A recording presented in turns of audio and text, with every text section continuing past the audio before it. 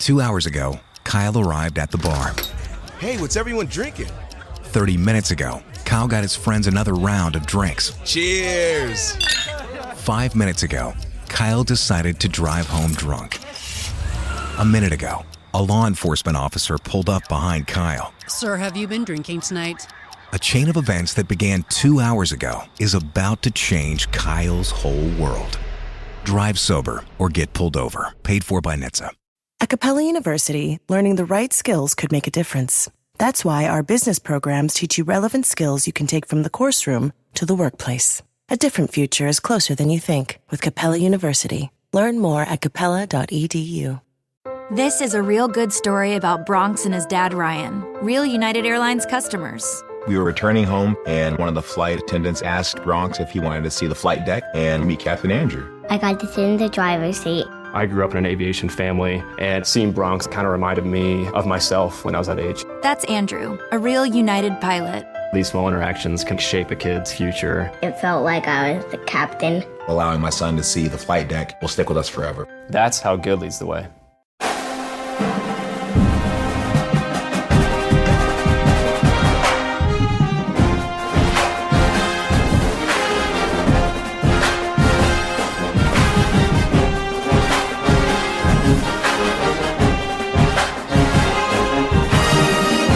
Trojan family, what's up? Welcome back to the USC LAFB show here on the LAFB network. I'm your host, Ryan Dyrud. Hope everyone is doing well this evening, Saturday evening. We had some college football bowl games going on. I know everyone talks about how they're meaningless now, but hey, as I've said, I think there is actual very importance to these bowl games, and they're, fun. It's more college football, right? Who doesn't want that? Some more college football to be played, some NFL games today, and USC. Obviously, I'm not there, unfortunately, thanks to the birth of my daughter, but USC had their kind of media rounds this evening, which I'll get into tomorrow, kind of watch all those. They just wrapped up down in San Antonio leading up to the bowl game. So I'll touch on that tomorrow. Planning to go live with the Madman and Tim either tomorrow or Monday to actual preview and break down this matchup between TCU and USC. So I'll put an announcement out on the YouTube channel, and then also on my Twitter profile of when that exactly will be. So be on the lookout for that. So make sure you're subscribed to USC LAFB here on YouTube. Then you'll get updated on that. And, you can follow me on Twitter at Ryan Dyrud LAFB for all of my USC coverage, plus some pictures of Duck and family and whatever else I feel fit every now and then. So quick one right now before we wrap up for the evening, a little recruiting update. Eli Woodard of the wide receiver from Temecula, local wide receiver.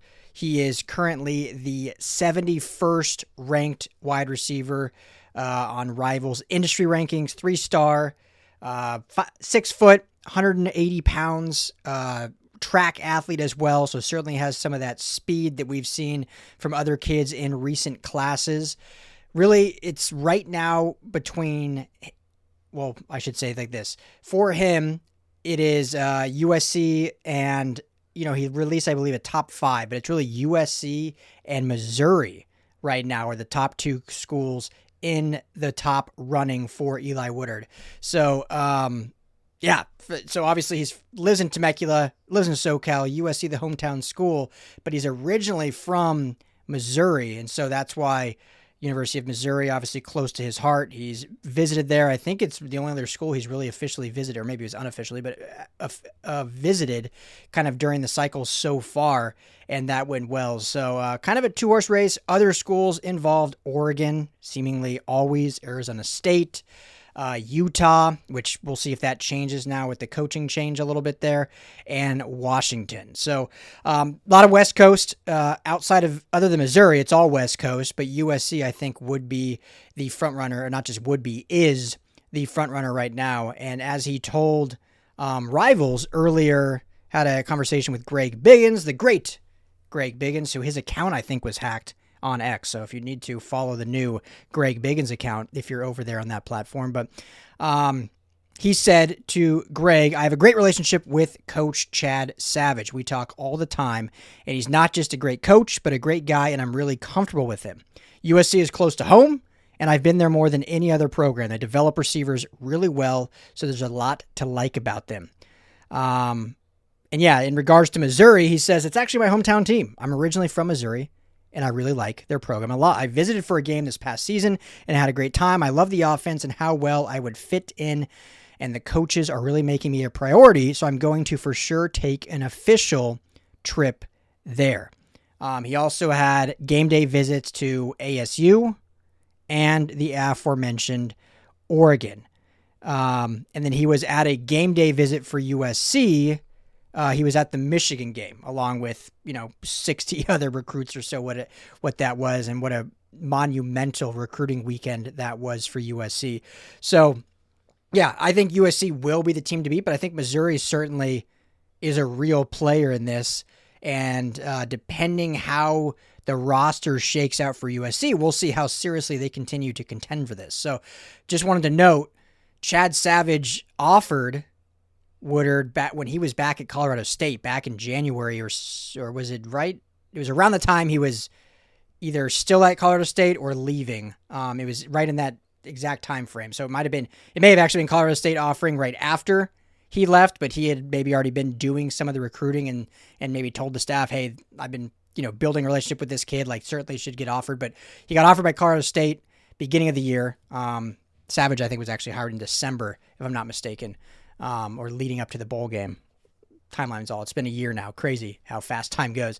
But anyway, so Chad Savage comes to USC.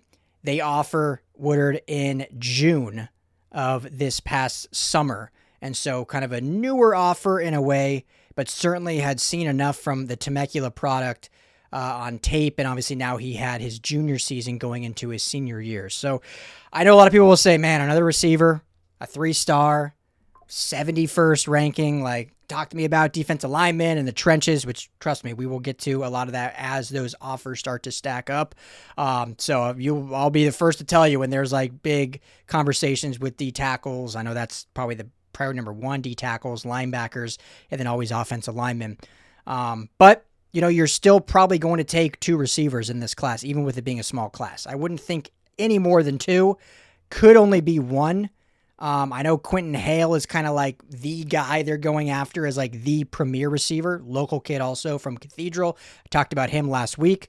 But if they take 2, I think Woodard is a really nice prospect. I'm not saying his style necessarily, but the resume and the profile reminds me a little bit of like Sean Baker from this class, Tron Baker from this 26 class. He was, in terms of recruiting stars and evals, he was probably the lowest of the USC's 6 receiver commitments, but a local kid from Sierra Canyon has been committed for a really long time and just a culture guy you want in your class. And one of those guys that you never know. Like these guys can come in, be a 3-star and end up being the best receiver in the class, and just depending on their work ethic and how they kind of fit into the system. So Woodard, I think, has that kind of ability, has that speed certainly, and can certainly do things from the slot. So probably not someone that everyone's getting all jumping crazy excited for, but these are the kind of culture guys, these local commits, these local recruits, I should say, that you want to see USC continuing to go after and seeing what kind of ceiling they could potentially have. So as of now, there's a lot of other receivers they're casting their nets out for. I would say 2 is probably what you're looking at. Quentin Hale, Woodard would be a nice 1-2 punch for this class. And obviously we'll look much deeper at, defensive line, trenches, linebacker as this class continues to go forward. I feel like I've talked a lot about defensive backs and receivers. Don't worry. There's going to be a huge emphasis on the trenches and specifically on the defensive line, continuing to build out that position.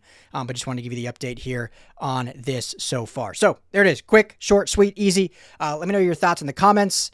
And, who maybe, if there's other receivers out there you want to see them pursue. And, as we get deeper into the offseason, I'll start putting together some lists more of like, hey, here's 10 receivers in the 27 class that they are either already offered, already talking to, or I think they should pursue. I'll kind of do that probably for each position, and we can kind of start building, if you will, positional rankings for this 27 class, which right now would be a really good time considering there's 0 commitments as of now. Now, I think that'll change the next 2 weeks, but what a good time to start building out some positional rankings. So I'll hit that right after the new year. So be on the lookout for stuff like that as we continue to do daily recruiting updates on top of transfer portal, on top of any other news and analysis updates that we want to give you here at USC LAFB. So make sure to hit that like and subscribe. Everyone enjoy your evening. Like I said, mañana we'll be back talking the bowl game presser that just took place tonight down in San Antonio.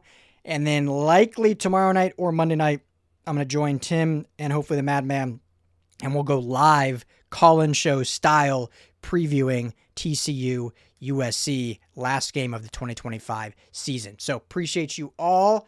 As always, family, fight on. Hey, Trojan family, thank you so much for hanging out and watching the USC LAFB show. Before you go, let me tell you quickly about our friends over at Sleeper. Go right now, download the Sleeper app. It's the #1 sports app, not just for season-long fantasy, but they've got live pickers, they've got live stat updates, they've got a chat you can chat with other users, plus the daily pick'em, which is a blast, or daily fantasy, whatever you want to call it. You go and pick 2 to 8 players across any sports. If you're talking USC, go choose J.D. Mayav in his next matchup. Pick more or less passing yards, more or less touchdowns. You stack those, and you can win real money. When you go to make your first deposit, make sure you use our promo code USCLAFB. You're going to get a match deposit up to $100. Put in $100, you get $100 free to play with from Sleeper. Put in $10, they'll match you that $10. So now you're sitting at $20 to play with. But also right now, for any new users, no deposit required. You get $20 free entry. You can stack both. You can get the $20 for free. Go make a deposit. Use USC LAFB. And now you've got a bunch of free money to play with right there on the Sleeper app. Check it out, Trojan family. And when you do, tell them the guys at the USC LAFB sent you.